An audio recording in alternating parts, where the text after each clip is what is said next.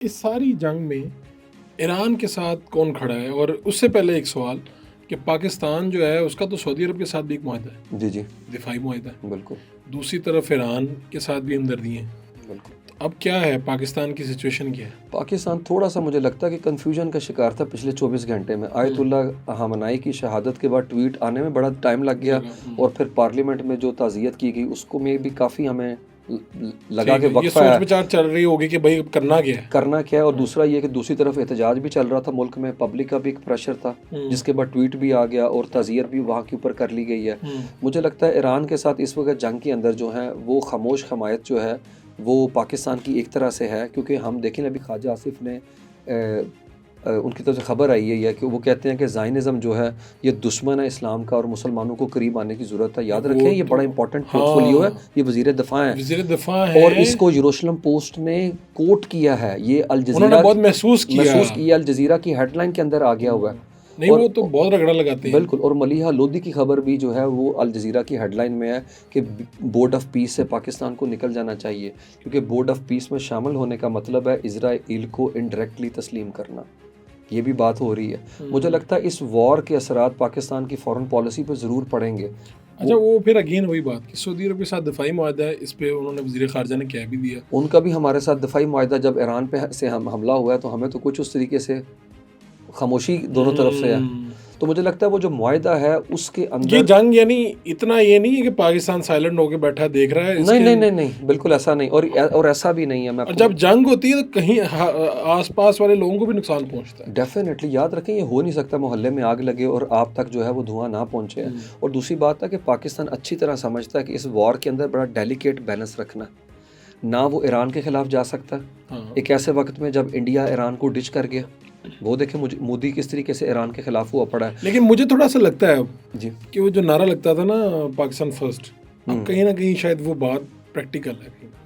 नहीं पाकिस्तान अपना मुफाद वो तो जी बड़ा सा पूरी दुनिया के अंदर हर कंट्री अपने मुफाद को मुकद्दम रखता है और पाकिस्तान भी कर रहा है। और मेरे कुछ यहाँ पे जज्बातियत हायल हो जाती थी, ज़्यादा आ जाती थी। बिल्कुल। लेकिन मुझे लगता है कि पाकिस्तान ठीक है, मुश्किल हालात हैं, इसमें से निकलना भी तो है ना। इधर किसको इग्नोर करें, उधर किसको इग्नोर करें। लेकिन मुझे लगता है पाकिस्तान को ये असूली मौक़िफ़ भी ज़रूर बड़ा हिस्सा लेना चाहिए कि अगर हम कहें ना पाकिस्तान फर्स्ट है तो पाकिस्तान के इर्द गिर्द जो कंट्री हैं वो भी हमें उस फर्स्ट के कॉन्टेक्स्ट में उन्हें देखना चाहिए। वो हमारी फर्स्ट लाइन ऑफ डिफेंस है। हाँ ठीक है, आप ये भी तो देखें ये नहीं हो सकता कि उनको वो रोंद के चले जाएं और आप महफूज रहें। बिल्कुल है। और मेरा ख्याल में ईरानी जिस तरीके से पाकिस्तान के साथ अब वो दिल से दिल जुड़े हैं और जिस तरीके से आयतुल्लाह को देख लें, मैं कई दफ़ा कहता हूँ आप मेरे क्या हम आप बताएं आपने क्या आयतुल्लाह की तस्वीर नहीं लगाई व्हाट्सएप पे स्टेटस पे? हमारी लगाई। पाकिस्तान में कोई हो नहीं सकता, पूरी मुस्लिम दुनिया में पूरी मुस्लिम दुनिया में जो आयतुल्लाह को लेके वहदत का गमगीन ना हुआ हो। बिल्कुल ऐसा ही। और ये वाकई एक ऐसा वाकया था जिस पे यकीन नहीं किया जा रहा था कि भाई ये हो गया। बिल्कुल कैसे हो गया। बिल्कुल। और मेरे ख्याल में पाकिस्तानी बड़ा इस चीज़ को महसूस करते हैं। आप देखें एहतजाज की जो नेचर है इस दफ़ा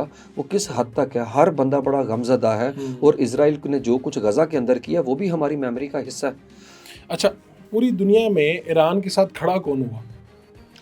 ईरान के साथ ईरानी खड़े हैं मुझे जो लगता है, जो जेन्युइन और सीधी बात है। बाकी अब जो मर्जी है इधर उधर की बात करें और एनालिसिस करें, ईरान के साथ ईरानियन ही खड़े इस वक्त नज़र आते हैं। और दूसरा लेबनान के वो हमास और हिजबुल्लाह ग्रुप खड़ा है और यमन का वो हमले कर रहे हैं, इसीलिए वहाँ के ऊपर हमले हो रहे हैं। अच्छा, और आपको इंटरेस्टिंग बात बताऊँ कि इसराइल जो है ये AI की बात हुई तो उनके एक जनरल का इंटरव्यू आया हुआ है। उनका जनरल जो है वो है एरीज विनर। उसने अपना चैनल 12 को इंटरव्यू देते हुए मेज़बान को कहा है कि हम चाह रहे हैं कि हमारे जो दिफाई इदारे हैं हथियारों का सिस्टम हर वक्त बेचने में मसरूफ़ रहें, उसके लिए हमें अपनी पैदावारी सलाहियत जो है ना उसको हमने बढ़ाना है। तो उसने पूछा कि आपकी प्रोडक्शन लाइन कैसे बढ़ेगी? तो उन्होंने कहा कि इंडिया के 1.4 बिलियन लोग हमारे पास हैं, तो वो इंडिया को एक वर्कशॉप के तौर पे देख रहे हैं। अगर उनका वेपन बड़ा सब इंडिया में बनना शुरू हो जाता है तो ये वही बात है कि हमें चारों तरफ से चौमुखी लड़ाई के अंदर जो है स्क्वीज़ करने की कोशिश की जा रही है। और देखिए फिर वही बात है कि न्यूक्लियर नो डाउट हमारे पास हमारी ज़मानत तो है गारंटी, लेकिन उनका पाकिस्तान को नुकसान पहुंचाने के लिए तरीका वारदात जो है बड़ा मुख्तलिफ हो गया है। इधर से छेड़ दी, उधर से छेड़ दी, उधर से अपनी प्रॉक्सी आगे कर दी और अनार्की फैला सकते हैं आप मुल्क में लोगों को। मुझे लगता है इसीलिए मैं बार बार कहता हूँ पॉलिटिकल इंस्टेबिलिटी का ठीक होना बड़ा ज़रूरी है, अदरवाइज़ ये फॉल्ट लाइन जो है वो एक्सप्लॉइट कर सकते हैं यहाँ के ऊपर। यहाँ पे लोगों को यकजा होना चाहिए, पूरी कौम को, क्योंकि ये आप कह रहे हैं कि इसके ये जो हुआ ना अभी भी जंग में, जो डिसइंफॉर्मेशन है, जो बिल्कुल। एआई की तस्वीरें हैं, चीजें हैं, बिल्कुल। क्या नहीं कर सकते और इससे देखिए आप? अमेरिका क्या कर रहा है, वो उसी कौम के अंदर जो है इंटरनल डिस्कॉर्ड क्रिएट कर रहा है। उन्हें कह रहा है कि निकलो, हमने ऊपर से जो करना था कर लिया, बाकी काम तुमने करना है। तो मेरे ख्याल में हमें मैसेज देना चाहिए पाकिस्तान को कि भाई जो भी मसला मसाइल है वो अंदर हम कर लेंगे, लेकिन सरहदों के बाहर के लोगों के लिए हम सब एक हैं, जो 10 मई को हमने देखा था। अमेरिका इंग्लैंड से और बाकी ममालिक से मैंने देखा बयान पढ़ा कि भाई वो खुश नहीं थे इंग्लैंड को लेके। उन्होंने कहा भाई तुझे चंगी नहीं की थी। हाँ, वो क्योंकि वो चंगी इसलिए नहीं की थी क्योंकि उन्होंने कहा कि हमने सबक सीखा है उस लिबिया की वॉर से और स्पेशली इराक वॉर से, वो टोनी ब्लेयर से है। तो उन्हें लगता है वो तो अभी तक नहीं दाग उसका मिटा पा रहे। बिल्कुल है। और दूसरा उन्हें लगता है कि अगर हम डायरेक्ट वॉर की कन्फ्रंटेशन में जाएंगे तो जो मुस्लिम कम्युनिटी वहाँ पे है वो कुछ ना कुछ रेडिकलाइज हो सकती है। इसलिए उन्होंने कहा अड्डे आप ले लें, और अड्डे देने की जैसे बात की है, ईरानियों ने साइप्रस भी मिसाइल छोड़ दी हैं। साइप्रस जाके वो रनवे के ऊपर लगे हैं, मतलब उन्होंने लेकिन ये मैसेज तो भेजा। यूरोप को उन्होंने यूरोप को एंगेज कर लिया। मैं आपको बताऊं, ये ईरान से तवक्को नहीं की जा रही थी बड़ा साहब कि इस लेवल के सोफिस्टिकेटेड तरीके से मल्टीपल जो है उन्होंने ऑपरेशन की लेयर्स ओपन कर दी यानी हैं। आप बताएं दुनिया का कौन सा हिस्सा बचा, यानी अगर मिडल ईस्ट मुतासर हो गया, बिल्कुल यूरोप तक आपने जंग छेड़ दी। बिल्कुल ऐसे ही है। और उसके अलावा एशिया पैसिफिक के अंदर जो है चाइना एक तरफ बैठा हुआ है और दूसरी तरफ यूरोप को टफ टाइम दे रहा है, रशिया वहाँ से है। अच्छा, चाइना और रशिया इनका क्या स्टांस है इस जंग? चाइना और रशिया का तो ये है कि भी किसी सूरत के अंदर लॉलेसनेस नहीं होनी चाहिए, इंटरनेशनल ऑर्डर जो है उसे मेंटेन करना चाहिए। लेकिन फिर वही बात है, हर जगह के ऊपर जो है वो लफाजी से ज़्यादा मामलात नहीं। लेकिन जैसे मैंने आपको कहा कि आप कह रहे हैं अंदर ही अंदर कुछ चल रहा होगा, चल रहा होगा और बाहर कुछ नहीं है। और जिस तरह से वो खुद कह रहे हैं कि ये तोहफा है। देखें स्टिम्सन वो जो है क्या कहते हैं, स्टिम्सन सेंटर वाला कह रहा है कि ये जंग रूस और चीन के लिए तोहफा है, उनके लिए क्योंकि तो अपॉर्चुनिटी है। वो चाहते हैं कि जितना इनका ड्रेन होगा उतना ये यूक्रेन को वेपन सप्लाई करने से कासिर रहेंगे और वो यूक्रेन के मसले के ऊपर मजीद पुश करेगा।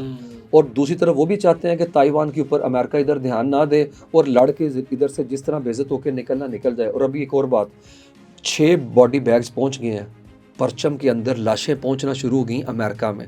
ये तो वही पुराना मंजर, ये वो पुराना मंजर है जो वियतनाम का है। और 15 जो है शदीद ज़ख्मी हैं और डिफरेंट रिपोर्ट्स आ रही हैं कि लोग इससे ज़्यादा मरे हैं। इससे पे प्रेशर भी आएगा। यही तो मैं बता रहा हूँ, उन्होंने अमेरिका के बंदे मार के ट्रंप पे प्रेशर डाल रहे हैं, खलीजी रियासतों को हिट करके प्रेशर डाल रहे हैं, आलमी मईशत को चोक करके डाल रहे हैं, फिर इंटरसेप्टर्स को ड्रेन करके।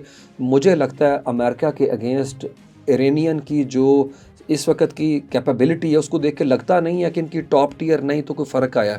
वो तो और ज़्यादा आप कह रहे हैं सब कुछ ऑफेंसिव तरीके से कर रहे हैं। बिल्कुल हम लग ये रहा था सब खत्म हो गया, खत्म हो ऊपर से गया, लेयर ऊपर वाली उड़ गई है बिल्कुल है। लेकिन अच्छा, ईरान जो है वो ये आपको लगता है कि जंग तवालत अख्तियार करेगी और ईरान इसे लंबा लड़ेगा? क्योंकि ट्रंप ने तो ये बयान दिया मुझे लगता है ईरान लंबा लटकाएगा और वो लड़ने में उसका फ़ायदा है, वो एक इम्प्रेशन क्रिएट करने में कामयाब हुआ है। अभी जेडी वेंस का बयान आया, हमारा कोई इरादा नहीं इसको लंबा खींचने का।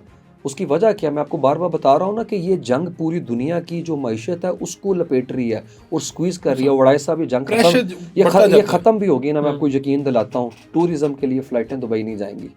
वो जो खौफ और टेरर है, और उसकी मैं वजह बताता हूँ। अभी खबर आ रही है रोनाल्डो, उन्हें कहा गया कि आप सेफ़ हैं, लेकिन उन्होंने कहा मेरा जेट निकालो और मैंने उड़ना है। सऊदी उन्हें कन्विंस करते रहे, लेकिन रात को 1:30 बजे वो फ्लाइट लेके रूम के ऊपर से मैड्रिड चले गए। रोनाल्डो जैसा बड़ा स्टार जो है, ये खबर है बहुत बड़ी जब ये फैलती है बिल्कुल, तो लोग फिर उससे अंदाजा लगा लेते हैं कि भाई क्या होने जा रहा है। बिल्कुल, तो इसका मतलब है कि जो हमारे मिडिल ईस्ट के जो ममालिक हैं इनको भी शदीद नुकसान पहुंचेगा इस जंग। और ये ट्रांजिट कंट्री थे बड़ाई साहब, इन कंट्रीज को कहा जाता था एक मिनट में यहाँ पे 100 फ्लाइट उतरती थी। तो उन्होंने कहा यहाँ के ऊपर 11,000 फ्लाइट का मनसूख होना एक आलमी बहरान क्रिएट कर सकता है। आप तो ट्रांजिट के रूट नहीं लेंगे। इटली ने चार्टर्ड फ्लाइट्स भेजी हैं कि जो मालदीव में टूरिस्ट गए हुए थे वो दुबई में स्टक हो गए हैं और उनको निकालना है।